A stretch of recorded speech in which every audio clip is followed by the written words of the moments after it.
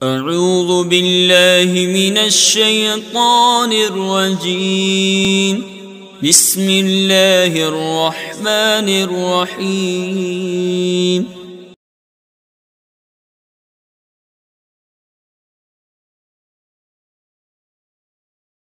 معزز طلبہ کرام، آج ہم درس نظامی کے درجہ ثالثہ یعنی خاصہ اول کے اندر پڑھائی جانے والی ایک کتاب مقدمۃ الشیخ، اس کتاب کے مصنف کا تعارف سنیں گے۔ مقدمۃ الشیخ کے جو مصنف ہیں، صاحب مقدمۃ الشیخ، آپ کا اسم گرامی حضرت علامہ الشیخ الفقیہ العالم المحدث العلامہ شیخ الاسلام عبد الحق بن سیف الدین بن سعد اللہ البخاری دہلوی ہے۔ ولادت باسعادت محرم الحرام 958 ہجری بمطابق 1551 عیسوی کو آپ ہندوستان کے شہر دہلی میں پیدا ہوئے۔ آپ کی تعلیم و تربیت،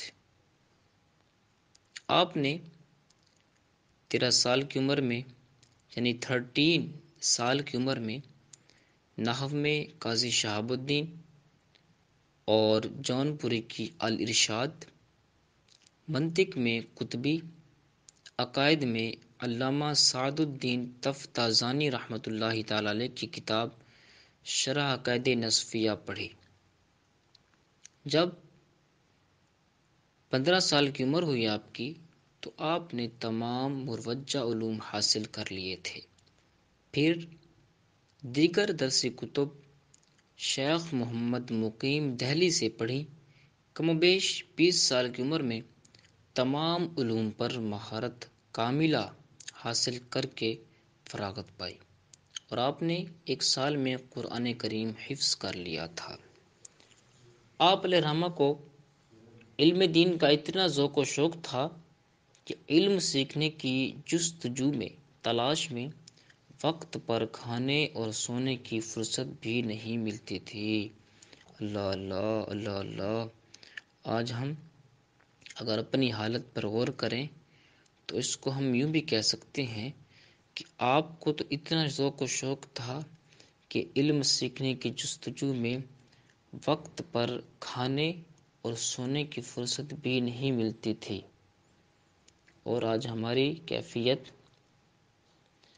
کہ وقت پر کھانے اور سونے سے فرصت بھی نہیں ملتی۔ لفظ سے کے فرق سے ہماری حالت واضح ہو رہی ہے۔ آگے آپ علیہ الرحمہ کا سفر حج اگر بیان نہ کیا جائے تو یہ بہت بڑی آپ کے تعارف کے اندر میں سمجھتا ہوں کہ خیانت ہوگی۔ آپ علیہ الرحمہ نے 995 ہجری میں حج کی نیت سے رحلت سفر باندھا۔ اجبین سے ہوتے ہوئے احمد آباد پہنچے اور یہاں چند دن رہے، اور ان دنوں میں شیخ وجیہ الدین گجراتی، یہ شیخ تھے آپ کے، ان سے قادریہ طریقے کے بعض روحانی وظائف سیکھے۔ پھر یہاں سے مکہ مکرمہ کی طرف روانہ ہوئے اور 996 ہجری میں فریضہ حج ادا کیا۔ 10 ماہ کم و بیش آپ مکہ مکرمہ میں رہے۔ پھر 3 ربیع الثانی 997 ہجری کو آقا کریم علیہ السلام کے مدینہ المنورہ میں حاضر ہوئے۔ مدینہ پاک حاضری کے بعد دوبارہ مکہ المکرمہ آ گئے۔ آپ پورا 1 سال مکہ میں رہے، پھر دوسرا حج کیا۔ پھر 999 ہجری میں مکہ کے شہر طائف گئے، پھر مکہ مکرمہ واپس آ گئے۔ سرزمین حجاز میں شیخ عبد الحق محدث دہلوی کم و بیش 3 سال رہے اور اس 3 سالہ عرصہ میں اکثر وقت اپنے شیخ عبد الوہاب حنفی برہان پوری کی خدمت میں گزارا۔ آپ نے ان سے احادیث مبارکہ روایت کرنے کی اجازت حاصل کی اور ان کے علاوہ حرمین شریفین کے دیگر نامور محدثین سے بھی روایتی حدیث کی اجازت لی۔ اسی طرح حرم نبوی صلی اللہ تعالی علیہ وآلہ وسلم میں بھی افادہ و استفادہ کا سلسلہ جاری رہا۔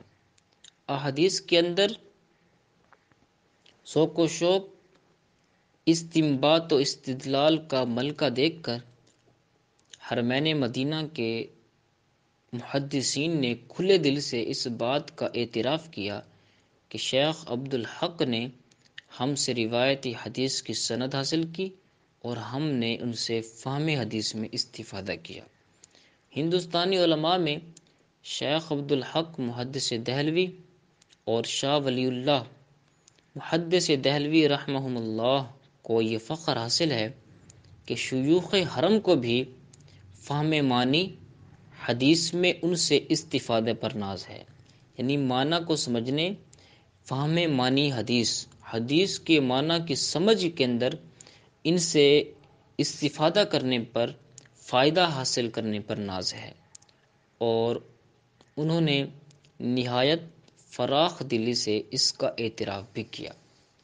آپ رحمۃ اللہ تعالی علیہ کی درس و تدریس، آپ نے 100 ہجری میں اپنے شیخ عبد الوہاب حنفی برہان پوری کے حکم سے مکہ مکرمہ سے ہندوستان واپس تشریف لائے۔ جب آپ واپس آئے تو یہ وہ زمانہ تھا کہ جب اکبر بادشاہ تھا، اکبر کے جاہلانہ افکار نے دین الہی کی شکل اختیار کر لی تھی۔ ملک کا سارا مذہبی ماحول خراب ہو چکا تھا۔ شیخ نے بدعت و الحاد کی پھیلی ہوئی ظلمت اور مذہبی انتشار کو دور کرنے کی غرض سے دہلی میں دینی مدرسے کی بنیاد رکھی اور وہاں مسند تدریس بچھا دی۔ شمالی ہندوستان میں یہ شیخ کا پہلا مدرسہ تھا جہاں سے شریعت اور سنت کی آواز بلند ہوئی، اور آپ کے مدرسے کا نصاب تعلیم دوسرے درس گاہوں کے نصاب تعلیم سے بالکل جدا گانا تھا اور مختلف تھا۔ یہاں قرآن و حدیث کو تمام دینی علوم کا مرکزی نقطہ قرار دے کر تعلیم دی جاتی تھی۔ آپ کی تاریخ وفات 94 سال 94 ایئرز آپ نے شریعت اسلام اور احادیث نبویہ کی تعلیم و ترویج میں شب و روز مشہور ہوتے ہوئے 21 ربیع الاول 1052 کو اس دار فانی سے رخصت فرما گئے اور سفر آخرت آپ کا شروع ہو گیا۔ انا للہ و انا الیہ راجعون۔ آپ کی نماز جنازہ شیخ نور الحق نے پڑھائی اور حوض شمسی کے مشرقی کنارے پر آپ کو دفن کیا۔ شیخ نے 94 سال عمر پائی، جس کا اکثر حصہ علم کی ترویج، تحصیل، تدریس، تصنیف و تالیف میں گزرا۔ آپ کی تصانیف کی تعداد عبد الحمید لاہوری اور محمد صالح کمبو نے 100 سے زائد بتائی، اور جو آپ کے رسائل ہیں وہ ان کتب کے علاوہ ہیں۔ آپ نے جو کتب لکھی ہیں ان میں سے چند کتب یہ ہیں: اشیاۃ اللمعات فی شرح مشکات، یہ فارسی کے اندر ہے۔ نمبر 2، لمعات التنقی فی شرح مشکات المصابیح، ترجمۃ الاحادیث الاربعین فی نصیحۃ الملوک والسلاطین، جامع البرکات منتخب شرح مشکات، جمع الاحادیث الاربعین فی ابواب علوم الدین، رسالہ اقسام الحدیث، رسالہ شب براءت، ما ثبت بالسنہ فی ایام السنہ، شرح سفر السعادہ، فتح الرحمن فی اثبات مذہب النعمان، اور المقدمہ فی اصول الحدیث، زبدۃ الآثار فی اخبار کتب الاخیار، 15ویں جذب القلوب الی دیار المحبوب، شرح شمسیہ، اور شرح فتوح الغیب للشیخ عبد القادر جیلانی، مفتاح الفتوح لفتح ابواب النصوص۔ یہ آپ رحمۃ اللہ تعالی علیہ نے جو کتب لکھی ہیں ان میں سے چند کے نام ذکر کیے۔